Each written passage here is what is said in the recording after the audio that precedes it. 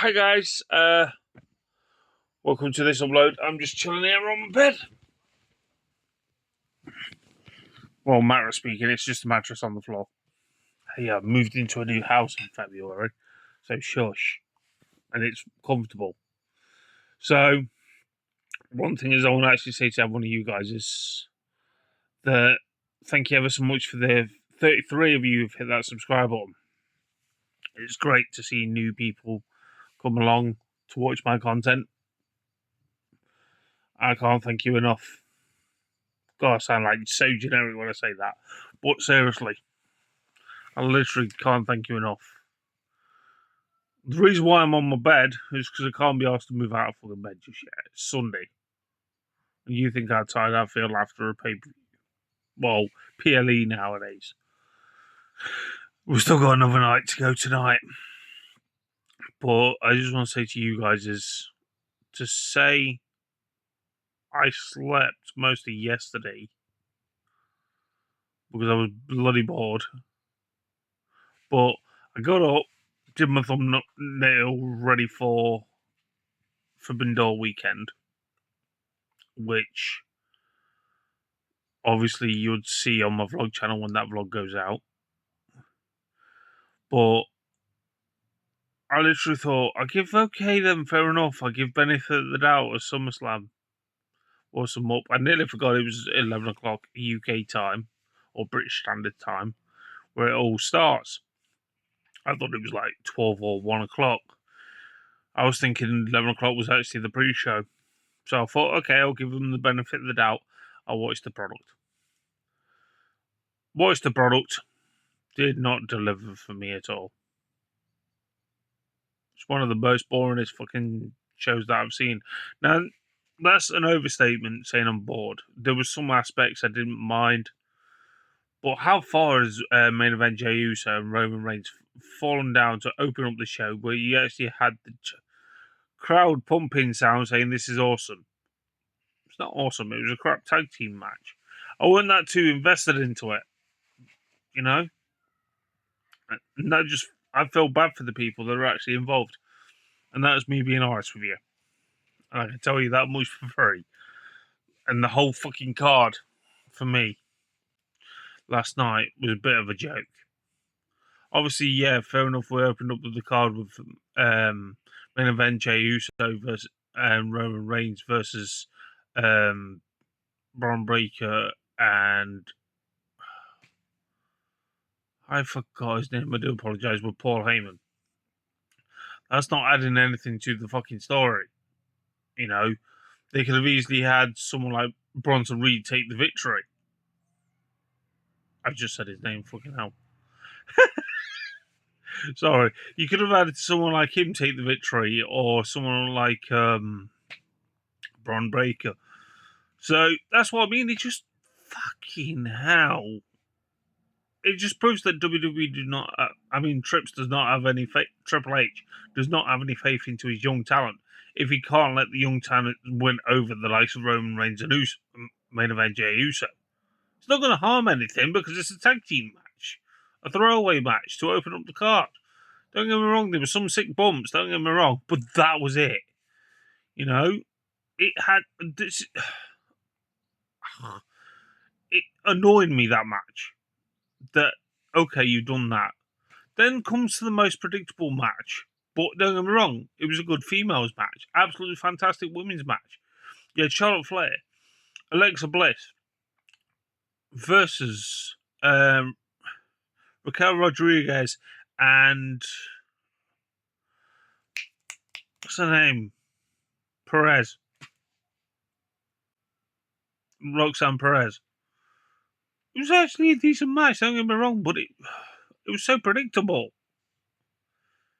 You've remixed it, fucking Charlotte Flair and I'm going to say this, right? Charlotte Flair and Alexa Bliss's theme music together sounds great. You make them a big deal as a tag team, right? But you don't even have technically matching the ties. Yes, it's building up the story to them two being cahoots. yes, cahoots. I'm old school. That's why I say it. I don't know if people say it today, but you could have at least had them having sort of matching attires or color scheme, something like that. They work so well together. Don't get me wrong, but it was predictable. Charlotte Flair again, another fucking title. It just proves that Trips does not have faith in young talent. They could have actually got the pinfall. Remember, you are meant to be painting a picture and painting a story, and what adds to it. That's why I say this day and age, all he cares about is his black and gold fucking area, golden children. At the moment, this is what bores me about WWE. Then we had Kevin Cross versus Sami Zayn. Sami Zayn got the victory in this. What the flying hell?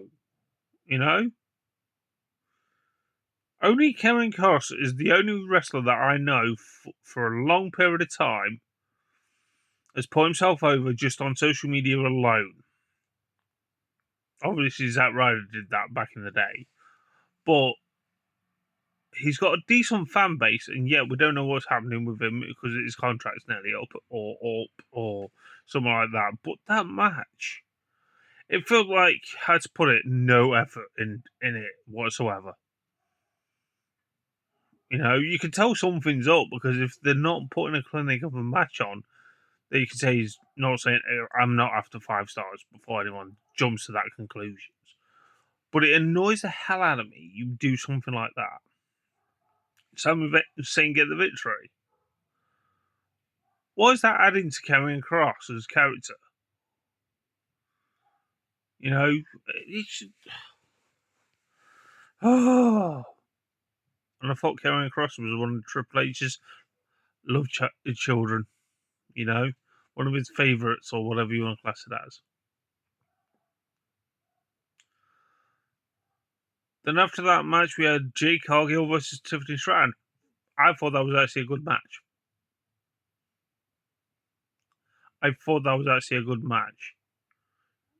Jade Cargill meant to be having time off due to her neck because obviously she's due to have surgery. That's why they'll probably use that as an excuse why she's not won the match last night. I feel like Jade Cargill should have done, but I find it's a bit weird as well before that match. You actually have the likes of Hulk Hogan getting a fucking tribute at SummerSlam. I'm not being funny. It's being an overkill now of Hulk Hogan. You weren't bothered technically when he was alive. Yeah, you brought him back to promote his beer, got booed out of the building. But did you notice or did you not notice how much the audio changed when they played his theme music or like more tinny than the rest of the music that's been played throughout the evening? You want to know why? Because people were booing it in the stadium. You are booing Hulk Hogan. They got many people into professional wrestling. They keep dubbing as anyone gets in that ring has got me into wrestling. Obviously, Roddy Piper stood out for me. And I'm not being funny. It's kind of horrible that, yeah, fair enough, you did a tribute show for him and that lot back in the days, or sort of. But this was the 10th anniversary of his death. I feel like you shouldn't have actually done that at all, doing the Hulk Hogan tribute. Because at the end of the day, WWE fans know who Hulk Hogan is. WWE know full well you've done a tribute all freaking week at the moment. You did it on Raw, you did it on NXT, now you did it on SmackDown, now you do it on SummerSlam. Please do not do that tonight. Because it's not needed. Oh, this event vexed me. Absolutely vexed me. This is worst. It has the same feel as a WrestleMania, yes, in the stadium, before anyone jumps to that conclusion. But it's missing so much glamorous stuff. You've got a glorified house show here. And that's what really frustrates me. Then we had... Who did we have next? I know you're screaming at the screen. I'm never professional, me. Oh yeah, we actually had another tag team match, right? Drew McIntyre, Logan Paul versus. Drew McIntyre, Logan Paul versus Jelly Roll and Randy Orton. Don't get me wrong, decent match. Decent match. I tell you one thing though, one thing I never get. How the hell, right? So far, WWE recently, they've got celebrities in matches and they're doing better than some of the matches from the people who are doing it full time. Oh, because they're tired. They do it full time. They do house shows, don't forget. Don't use excuses. You know, Logan Paul, yeah, fair enough. He doesn't do it full time, but he still tries to steal the show and he shows you how good he is. He's proven fact of that. Jerry Roll did a fantastic job for what he did for the short space of time of training he actually had. But I tell you one thing.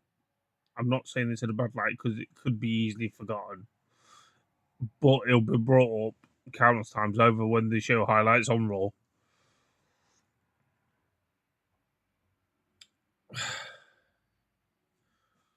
And that's just me being honest with you. But it's actually, don't get me wrong, it was a decent tag team, but it like the same thing. It actually had that same feel of WrestleMania sort of vibe. Don't get me wrong, going into it, but it feels like it's overshadowed by the crap. Same with the Tiffany Stratton and Jake Argyle one. Who's gonna fucking end up? What do you call it? Oh, I'm still knackered, guys. I do apologise. But most websites pay for people to be in bed. I'm doing this for free. Sorry, I had to make a fucking little wise joke there. But that's what I mean. It's like you look at that fucking match and you're thinking, okay, this was actually a decent match for a tag team match. Jerry Roll did fantastically. What he's actually done over the space of time of his little bit of training, he's actually had taking bumps like crazy, which is fucking insane. At least one thing we had that thing. Then we actually had literally CM Punk versus Gunther next. Do we dare say it? It's predictable. We knew full well that's going to happen, and then what happens after that? Seth Rollins cashes in. Predictable. But that's not knocking it. That was an okay match. It was like old school meets new school. But I'm sick of him dubbing it as Summer of Punk. You've already done that in 2020. No, 2010 or 2011. He did that. I think it was 2011. Either way, you did Summer of Punk in the past. Stop dubbing it as Summer of Punk again. Please don't. It's kind of cringe. And to give it credit where it's due, okay, fair enough, you tried to sell a picture, but you've overkilled it with the blood. I don't mind blood in wrestling at all, but some match types deserve it, some matches do not deserve it. This match did not deserve it. But everyone can see he was bleeding from his head, and Michael Cole just said, oh, he must have broke his nose, etc. like that. So you've intertwined his real-life injury to do a blade job that was clearly a fucking blade job on his fucking head, and Michael Cole saying, oh, the blood's coming from his nose. I'm not being funny. I'm a basic first aider trained, and all I can say is to you guys is that it really frustrates me. It angers me that I stayed up to watch this. I could have easily watched it, woke up like now and watch it, and I'm like, okay, I didn't miss that much. Is it just me? WWE's got that predictable to the point where it bores me.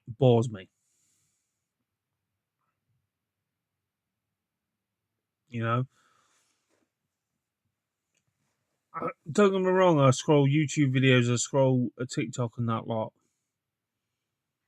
And I'm being honest with you, I'm glad I couldn't afford to go to SummerSlam. I feel sorry for the people that I know have gone. I really do feel sorry for them. But it angers me. How has WWE got this predictable? Everyone saw it coming. But I think the reason why they technically did that injury angle, so they give Seth meant to be in a Marvel movie. Was that been and gone? I'm unsure. I'm really, really unsure. Tell me down in the description below. Please do. Enlighten me. IWC, enlighten me. But yeah, Night 1 I was not fussed at all. And I've got another night of it tonight. Yay. But how you relied on a fucking celebrity match to see some, like, decent spots and that? To get entertainers? That's a weird feeling to say.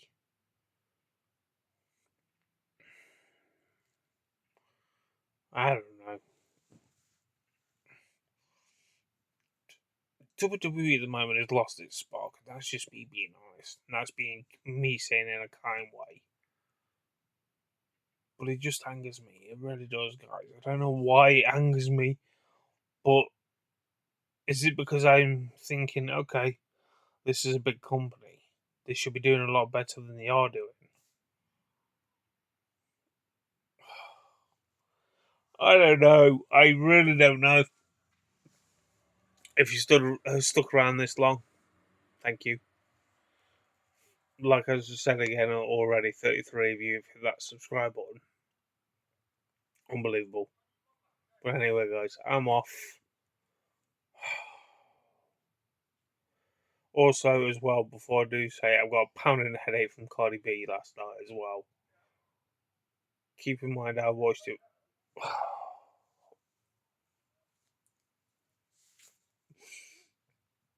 Oh, my head's pounding. Right. Anyway, if you're new around here, hit the subscribe button, hit that bell icon. Until next time, catch you guys later.